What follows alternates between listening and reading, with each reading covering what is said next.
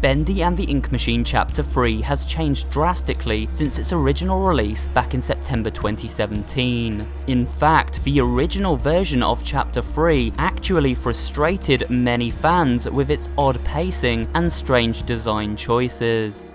So in today's video we take a look at all three versions of Chapter 3 to see how these changes turned the game back into something fans wanted. Initially, after looking at the remasters of Chapter 1 and 2, I mentioned I would likely not be covering the Chapter 3 update, as I didn't feel there were enough major additions to warrant an entire video. But I've received so many comments asking for this video that I finally decided to go back and not only look at the remastered version of Chapter 3, but also the two previous versions in an epic Bendy analysis I've decided to name The Evolution of Bendy Chapter 3. So sit back, relax, and let's do this. It was August 2017, and Bendy and the Ink Machine fans worldwide had been eagerly awaiting their first glimpse at the latest chapter after Chapter 2 had launched earlier that year. Our prayers were answered when the Meatly Games uploaded the Chapter 3 reveal trailer, which seemed to show off the first look at gameplay.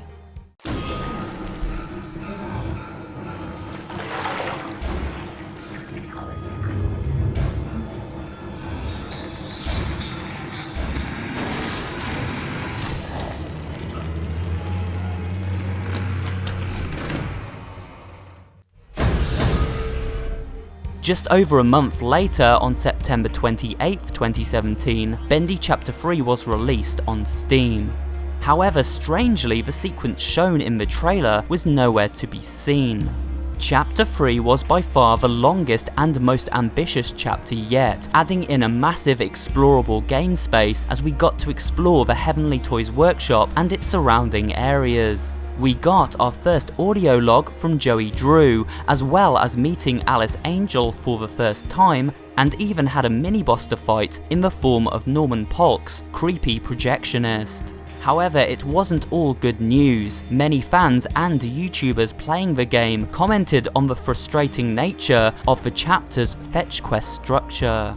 But running a bunch of fetch quests isn't my idea of fixing the content light problem. You could see the decisions behind the scenes where it was like, well, people said their other chapters are too short, so let's make this one long. But make things long in a meaningful way. Don't make things long by repeating sections. You see, in the original release of Bendy Chapter 3, Alice tasked the player with collecting a number of key items. Return to the lift, my little errand boy. We have work to do. These were thick ink, gears, power cells, and finally to destroy Bendy cutouts, because, well, Alice really hates Bendy. In theory, this wasn't a big deal. Previous chapters required Henry to collect items around their levels without issue. However, Chapter 3 was far bigger, and so took far longer to navigate. Originally, the chapter gave the player no idea where to look for said items, and because they were randomly generated on each and every playthrough, you could often spend upwards of an hour going back and forth between floors looking for what you needed. Highly frustrating and not fun. The developers quickly became aware of the fan backlash and immediately got to work on the first major patch for Bendy Chapter 3. This patch changed the way the stage played completely. In the update, players would now be notified exactly which floor of the workshop they would find their objectives on. So for example, thick ink would always be found on level 11, while bendy cutouts would only appear on level K. This simple change suddenly transformed a frustrating chapter into a fun one, and solved many issues fans had with Chapter 3 then and there. This first update also reduced the damage Henry could take and made the enemies he faced slightly harder to kill, as the original version of Chapter 3 was pretty easy. Now you really have to be careful, as a few hits can take Henry down, and it takes longer for him to heal up. However, this patch also added in a few new secrets. The first came with a throwback to Sammy Lawrence, activated when playing the instruments found on level 11 in a specific order. We've all been waiting, but now he will set us free. The second addition was a secret boss gauntlet, which required the player to locate a special axe used to cut through these newly added boards in Sean Flynn's office, revealing 3 levers which, when pulled, spawned a group of searchers, Butcher Gang members, and finally, this terrifying giant searcher. No one has figured out to this day if defeating these enemies unlocks anything in the game, but it's still a neat addition.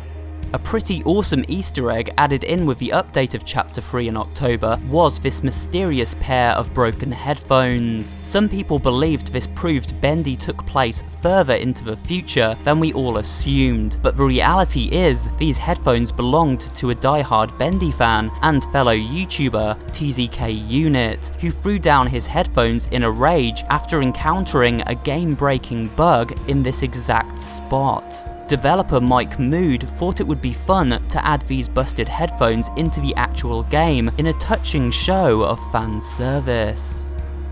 And last but not least, for a few days only at the end of October to coincide with Halloween, the developers at the Meatly Games and Tiny Build joined forces to patch in their horror creations into one another's games. So instead of Bendy, we had the creepy neighbour from Hello Neighbour chasing us through the halls of Joey Drew Studios over the festive season. He even appeared in cutscenes in place of Sammy Lawrence too, and Bendy also showed up at key points throughout Hello Neighbour to boot.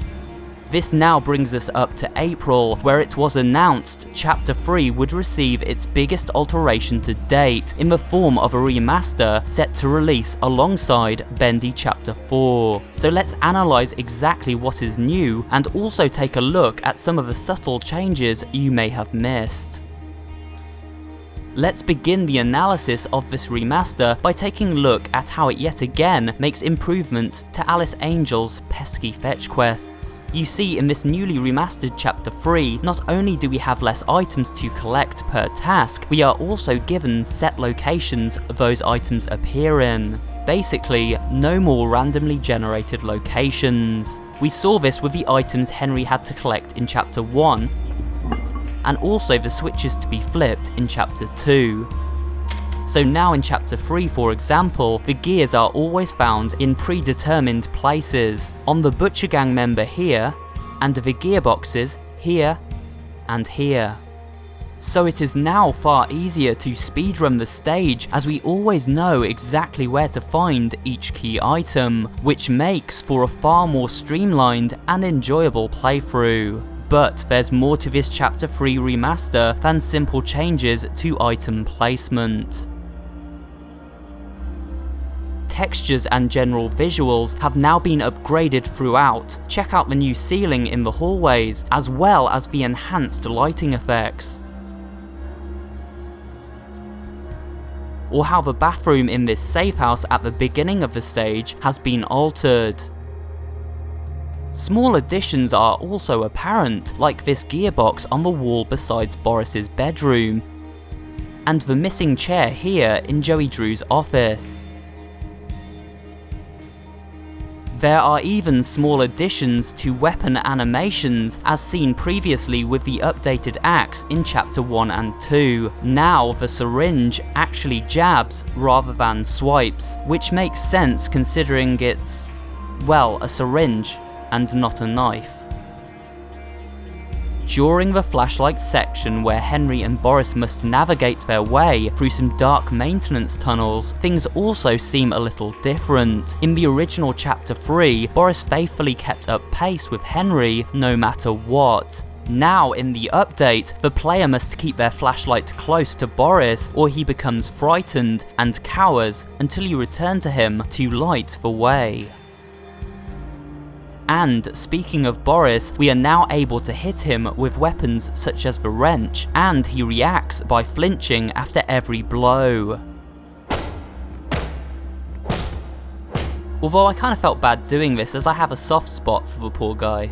Another small addition can be found when morphing the ink blob next to the Sean Flynn audio log. We still see the same statues appear within the ink: Boris, Bendy, Alice, and the ink machine itself, but if you morph it enough, you'll catch a brief glimpse of this creepy human skull appear in mid-air.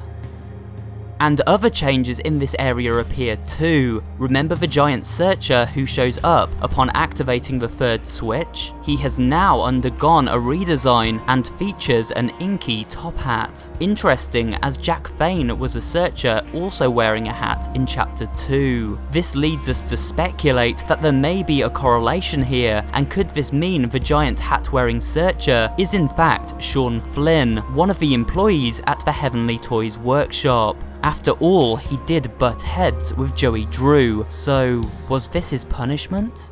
I don't be seeing what the big deal is. So what if I went and painted some of those bendy dolls in the Cluckett's mind? That's sure no reason for Mr. Drew to be flying off the handle at me. Next, let's look at another employee at the studio, Norman Polk. Norman became the ultra creepy projectionist, and in this remaster, we see he has undergone a slight redesign, with new textures and other small alterations. Here is a comparison.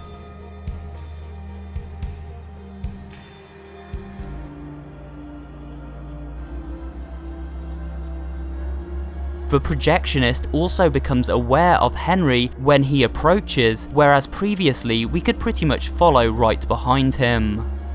So, an improvement to AI then. Does this also carry over to Bendy himself? The simple answer is yes. Before the remaster, Bendy was easily fooled. I mean, check out this clip here, where I stand behind a railing and he doesn't even notice me. Or here where I'm chased and he gets stuck behind the banister of this staircase.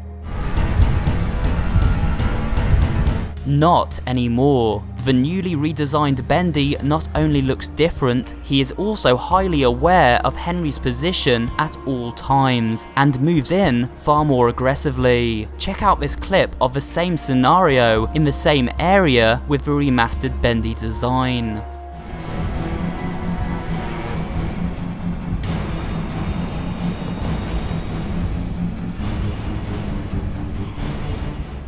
Finally, let's move into the chapter's biggest addition, a completely new area to explore, found beside the entrance to the elevator room on level K. The first thing to notice is a brand new audio log, and the only to feature 2 different characters at once. Let's take a listen. Alright, let's go over this again. If the pressure goes over 45, I screw the safety bolt in tighter, right? No, for the last time you do that, you blow every pipe in this place. If it reaches 45, you unhook the safety switch. You sure? You know, this sounds harder than comparing earwax to beeswax. Look, it's not that difficult. Just keep an eye on the gauge. Look, pal, if you think I'm doing my job and yours, I'm out of here. I thought this was pretty awesome, as it does help give a little backstory to the whole Wally Franks Thomas Connor thing. The area also gives us another glimpse of the ink machine, as it is lowered down into the depths of the studio. But this area feels a little familiar, right? That's because it is to anyone that watched that Chapter 3 reveal trailer we played earlier. This is in fact the location, and here is a side-by-side comparison recreating the footage seen in that trailer with the version found in the remastered Chapter 3.